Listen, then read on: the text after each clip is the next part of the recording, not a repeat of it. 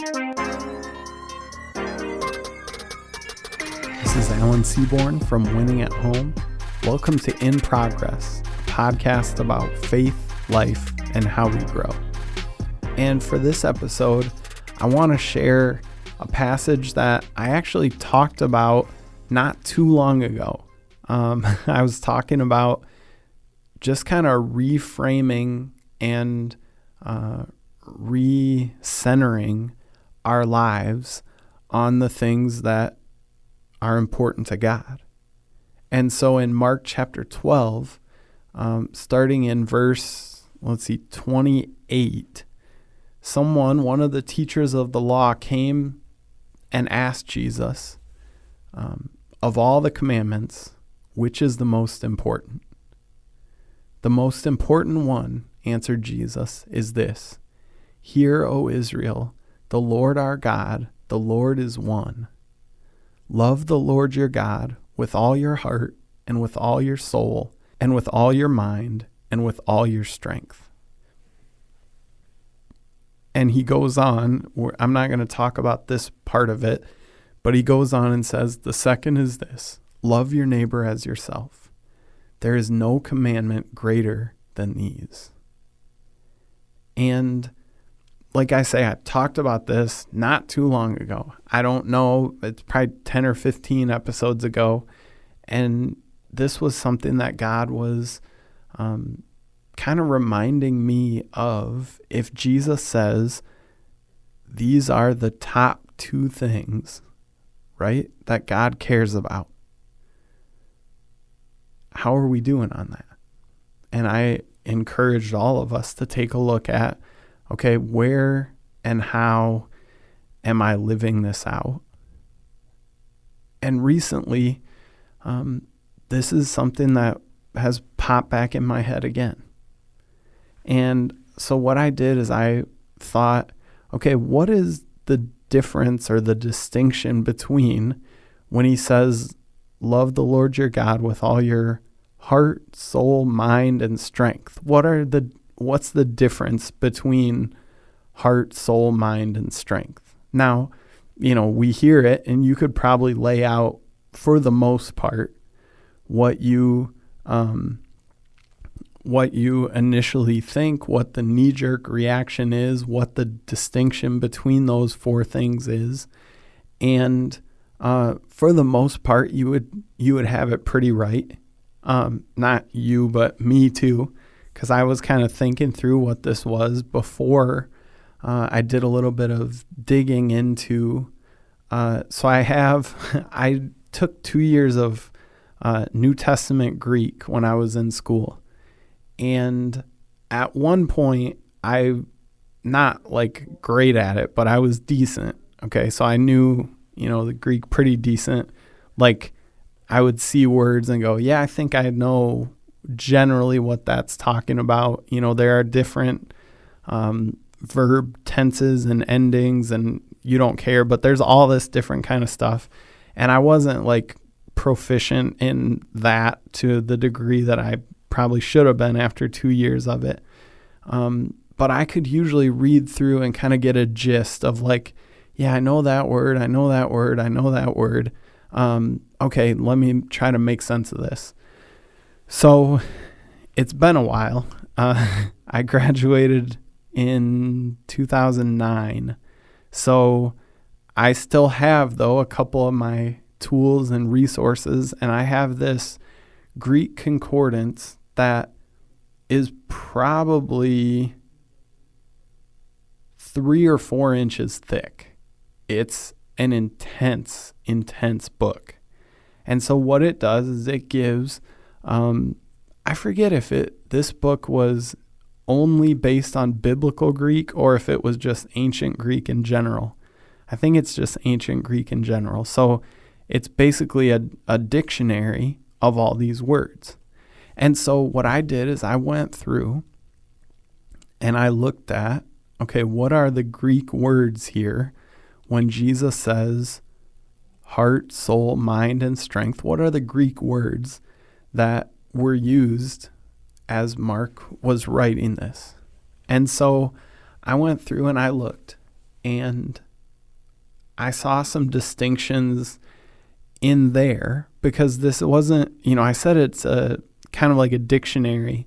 I don't think that's a full explanation or full understanding of what it is, because it does have definitions, but it also gives you a bunch of different roots where these words came from, which can kind of give you a little bit of an added layer of flavor or a different part of understanding maybe what the fuller idea is. I'm trying to think through. I didn't think about this ahead of time, stupidly, but I'm thinking about it right now and going, man, I wonder if there's a good English thing that can pop in my head right away to give an illustration for that, where you're like, oh yeah, that's the root of this idea. Nothing's popping in my head. If it does, as I'm recording, I'll say it and hope it will make the point, but I'm not sure.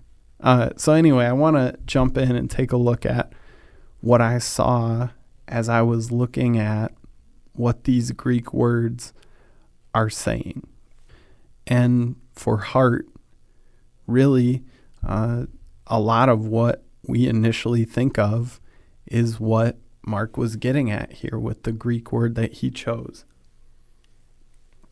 So it's the seat of feeling and passion.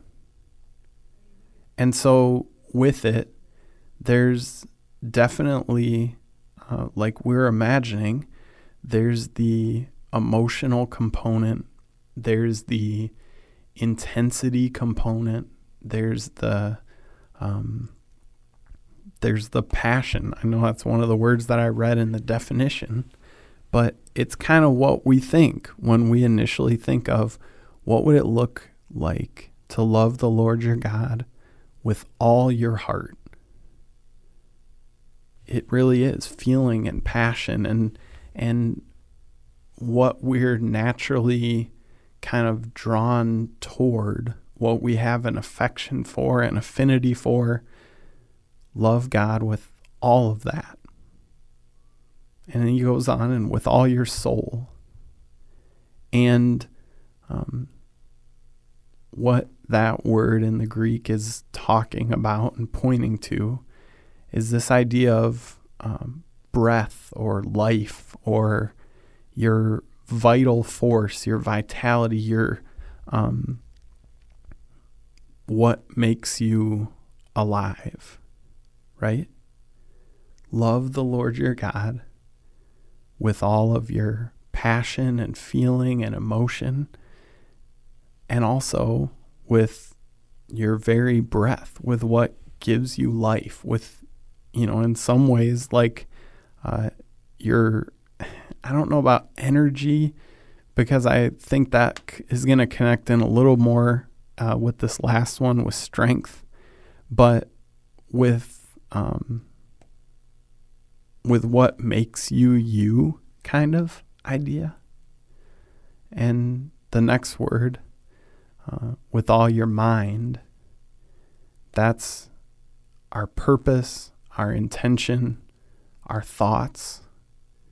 And I like how it's not just thoughts, how it's our intention too. Because I really think that catches a lot of us off guard. I think we have a tendency to think, okay, as long as I'm going through the motions and I'm doing the right thing, then my reason for doing it, my actual internal state, how I'm doing, my equilibrium, my emotional state, all that kind of stuff doesn't really matter. Like, I can be hateful while I'm doing the right thing.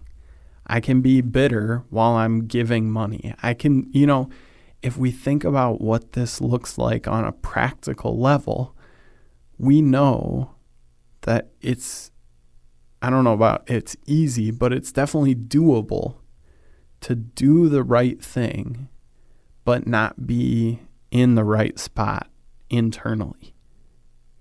And so to use this word here, mind that captures the idea of not just the thoughts that are in our mind, but our intention, our bent towards, the right or the wrong, or the selfless or the selfish thing. And then he closes out, love the Lord your God with all your heart, with all your soul, with all your mind, and with all your strength.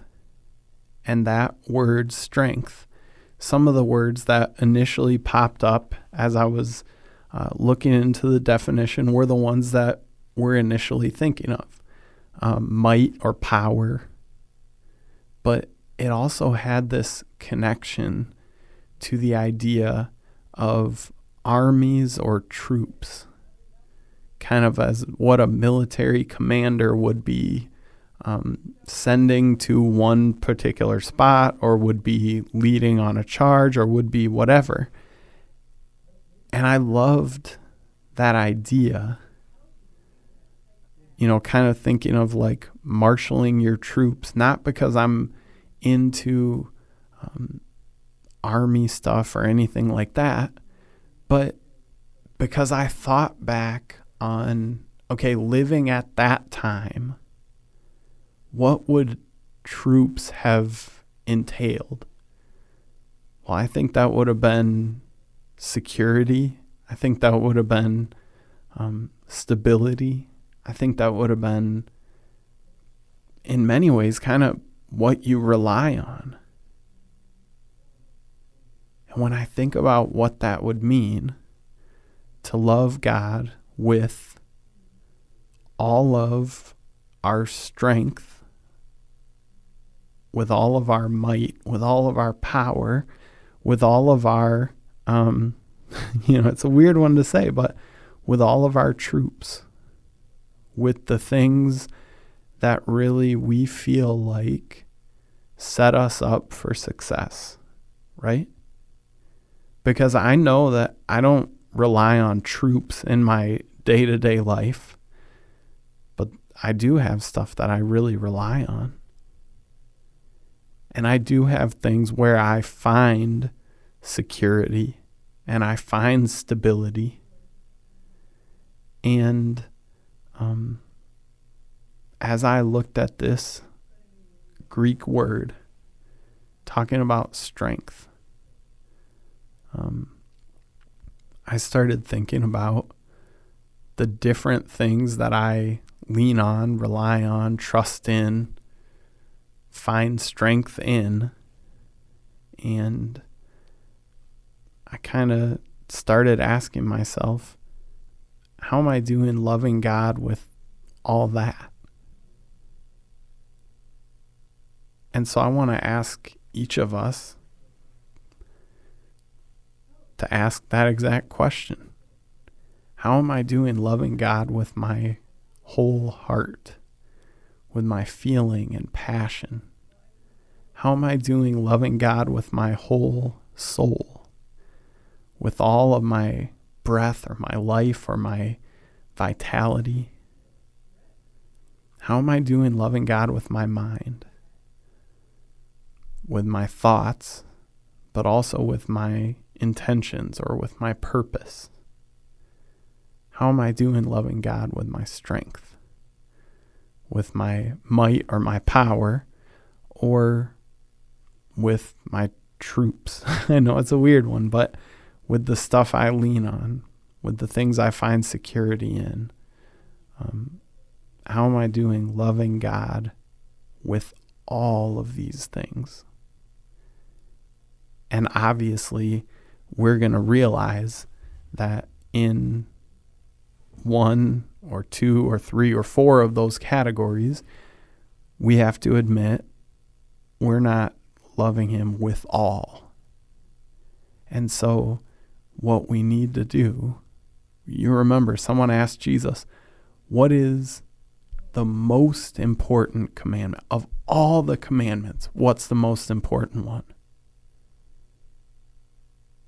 Jesus says, the most important one is this: Hear, O Israel, the Lord our God, the Lord is one. Love the Lord your God with all your heart and with all your soul and with all your mind and with all your strength. So today, let's take our cues on what matters from what Jesus said matters. Let's work on loving God with all of that stuff in a full, all-encompassing sort of way. In a, the word right now for it is in a holistic way. Let's love him fully. And let's be more and more obedient. Let's prioritize more and more and more the things that Jesus taught us to prioritize as we go and love God this fully.